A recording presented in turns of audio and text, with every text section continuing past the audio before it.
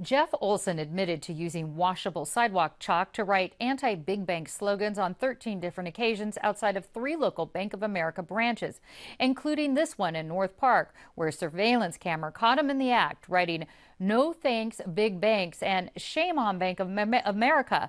But on Monday, a San Diego Superior Court jury found Olson not guilty of all 13 charges of vandalism.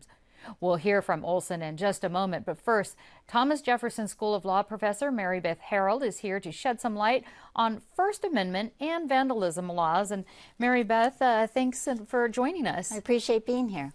Now, Mayor Bob Filner, called this case stupid. That's his words, and a waste of taxpayer money. But the city attorney says they get about 20,000 vandalism cases each year. Do most of these 20,000 cases go to court?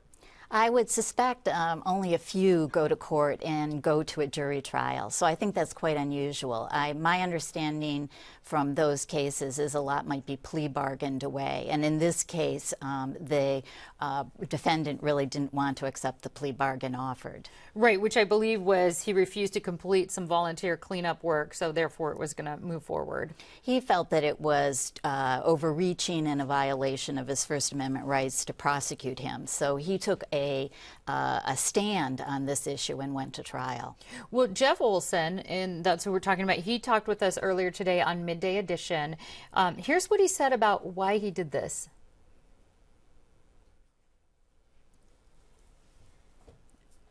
So now, malice is an important issue. It's a key factor in deciding vandalism cases. And Jeff, as he was saying, as we just heard, that he didn't have malice on this. He was trying to exercise his right of free speech. What's the difference as far as the law when it comes to malice and First Amendment free speech? Well, the key difference for First Amendment purposes is whether a statute and the enforcement is aimed at the content of the expression.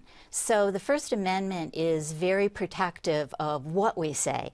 So, for example, there's a very famous First Amendment case where Texas prosecuted someone for burning the flag because they didn't like what the person was saying about U.S. government policies by burning the flag.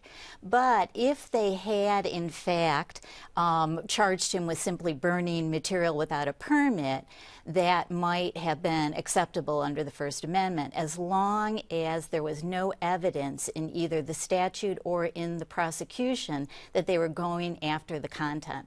And I think Jeff Olson in this case believes that the city attorney's office was actually going after the content of his message, and that would cause a First Amendment issue. No, the question about this, so Bank of America originally pressured, first presented these charges, but it was a city sidewalk. So did the city actually have to go after him, as opposed to, was it Bank of America versus the city?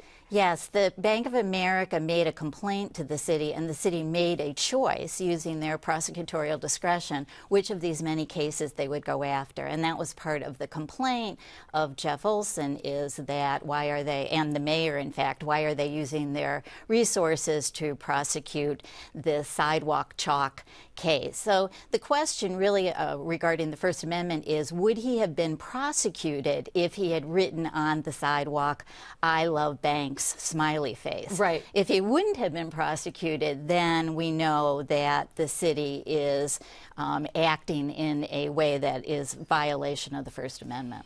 Should activists and free speech advocates be heralding this decision, or should they be worried that their free speech might be challenged in court more like this?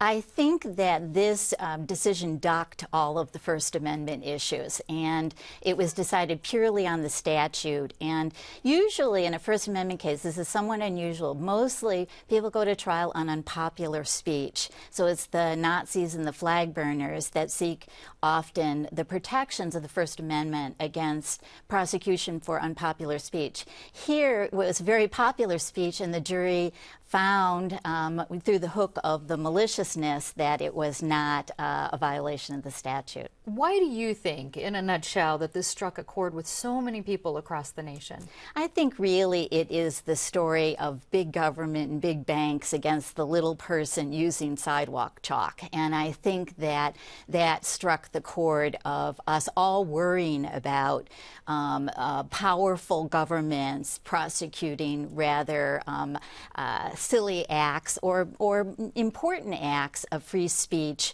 It may seem unimportant now, but it adds up to a very big violation if the government steps on our rights. All right, there's a whole lot more about this on our website, kpbs.org. Law Professor Mary Beth Harold, thanks so much for talking with us today. You're welcome.